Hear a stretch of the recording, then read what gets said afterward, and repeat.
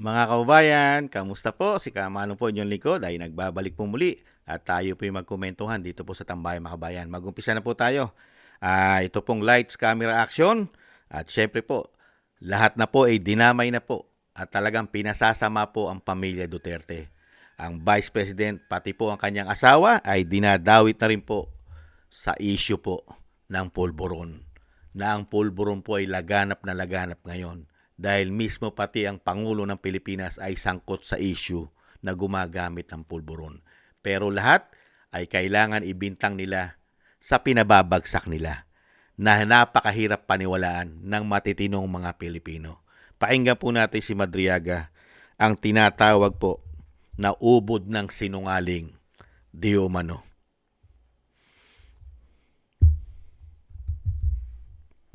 Bradley unleashed a quick custom magnetic liter transaction with attorney Manscarpio. Sometime in 2017 or 2018, PRD told me to assist the husband of Sarah, attorney Manasseh Manscarpio, regarding a problem with the Bureau of Customs. However, no specific details were provided by PRD. Thereafter, attorney Mans called me. We later decided to meet in front of a coffee shop in Burgos Circle in Bonifacio Global City, Taguig City. During our conversation, he asked me to assist in facilitating the release of what he called construction equipment, which was plugged and confiscated by the Bureau of Customs. Attorney Mans gave me a contact person, a female lawyer, to coordinate with it regarding the BOC problem.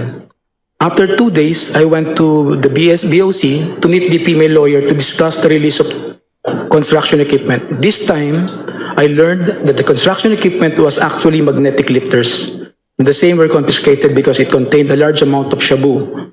However, the female lawyer informed me that it was difficult to release the same because it was a hot item. 22. I reported this to Attorney Mans and we meet again in the same spot in BGC, Taguig City. This was the last time we met regarding the issue.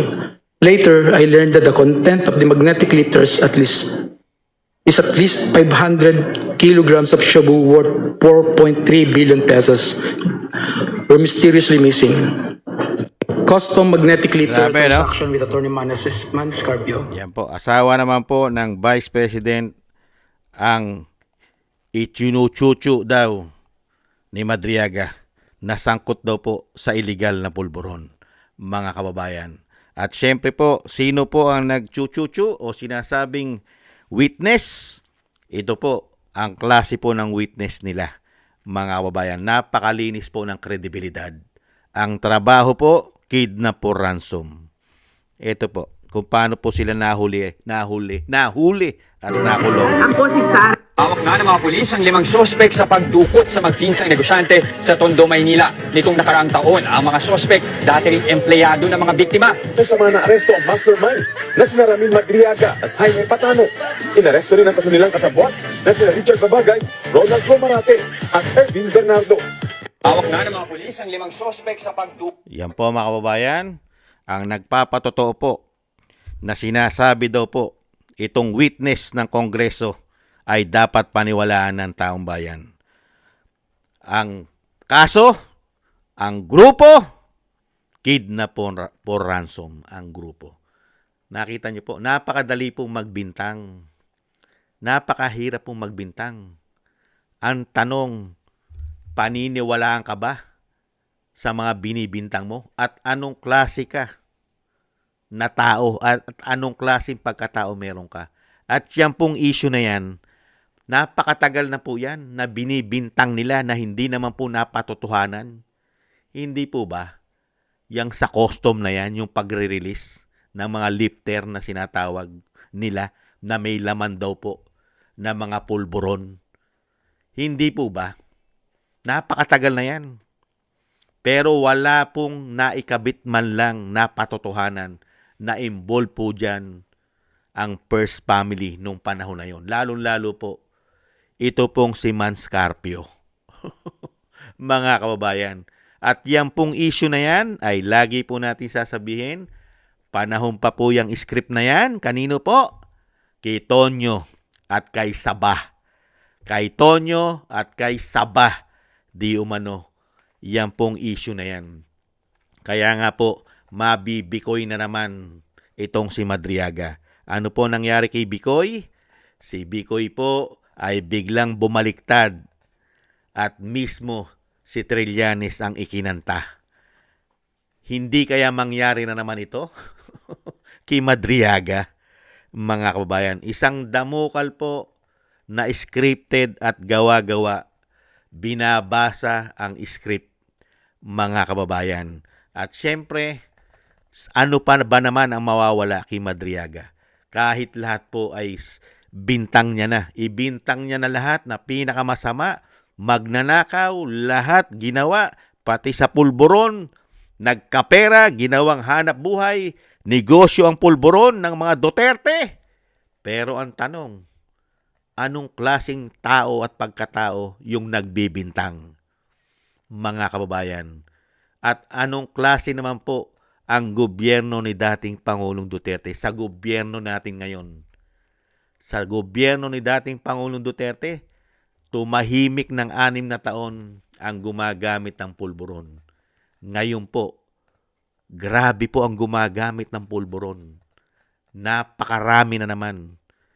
At nung panahon ni dating Pangulong Duterte, hirap na silang makabili at ubod pa ng mahal dahil wala na sila halos mabili. Ngayon, mas mura pa ang pulburon kisa sa bigas sa dami ng supply di umano. Kaya napakahirap pong paniwalaan. Ito pong ibinibintang ng ubod ng sinungaling dahil masasabi mong sinungaling dahil unang-una, meron siyang criminal record. Hindi po ba?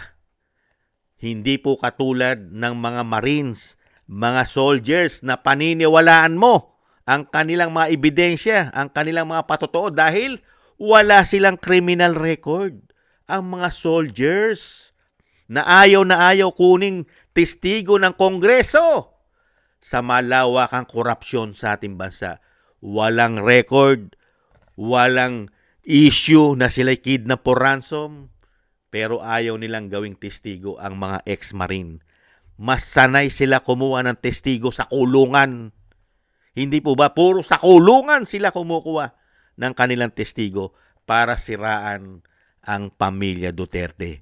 Dahil nga, ang pamilya Duterte ay mabungang mabunga. Hitik na hitik sa bunga. Ano po yung bunga? Napakarami pong magagandang nagawa sa bansa. Lalong-lalo po sa kanilang syudad. Makikita po kasi ang larawan ng isang politiko na magandang ginagawa sa kanyang syudad. Makikita mo ang kanyang syudad. Doon mo makikita ang larawan na matinong politiko kung ang kanyang syudad ay maayos at sumusunod ang mga tao sa mismo na leader nila at maayos ang kanilang syudad. Asensado at lalong-lalo safe, malinis na yan po ay wala sa mga nagpapabagsak sa kanila. Hindi po ba? Kaya itong panahon po ni Madriaga, sulitin mo na. Habang nasa kapangyarihan pa ang sinusunod mo, ay magdiwang ka. Darating din ang panahon ng kawakasan. Ang kawakasan po ay mabilis lang. Hindi po panghabang buhay ang kasinungalingan. Hindi po ba? Ang kasinungalingan ay hindi po nagtatagal yan ng habang buhay. Madriaga. Sa palibasa, wala naman mawawala na sa iyo eh. Kahit ano ibintang mo. Kahit pagbintangan mo na lahat. Pati ang pumatay kay Rizal, kay Bonifacio, sa lahat ng mga bayani, ibintang mo na rin sa pamilya Duterte. Hindi po ba? Yan po mga kababayan, talagang iisang testigo. Pero nilahat na. Siya na lahat. Mga kababayan, siya na. Napakagaling. At hindi naman po tanga at bobo ang mga Duterte para kumuha ng tinatawag na kanilang bagman o sinasabing utusan na kriminal. Hindi po ba? Pambihira ang buhay yan. No? Unbelievable. Maraming salamat po mga tambay sa nagusto po natin tambay mga kabayan sa YouTube at TikTok. At ganoon din po sa ating mga subscribers at patuloy nagsusubscribe. At sa mga nagko-comment, like, share, and subscribe, mabuhay po kayo. Shoutout po sa inyo lahat. At thank you rin po sa mga nagbibigay po ng biyaya. Shoutout po sa inyo lahat. Thank you po kay Eric Hershaw ng Canada, Eric Kingston ng Hong Kong, Jake Yahut ng California, USA, Gina Ray ng Berlin, Germany, Julieta Silona ng Sydney, Australia, Baby Roman, Ate Isa ng Cagayan, si Jem Aris ng United Arab Emirates, ako si Pilam, Ani Jo, Gayat Shena, Tatay Nick ng Canada, Balance Vision TV, Jesus Valdepena, at Mila Yi. At ingat-ingat po kayo, lalo-lalo po sa inyong po mga paggawa, at God bless po sa inyong lahat. At konting tiis lang po mga kababayan, ang kasinungalingan, kailanman ay hindi po yan pangmatagalan, mga kababayan. Ingat-ingat po kayo. Bye-bye!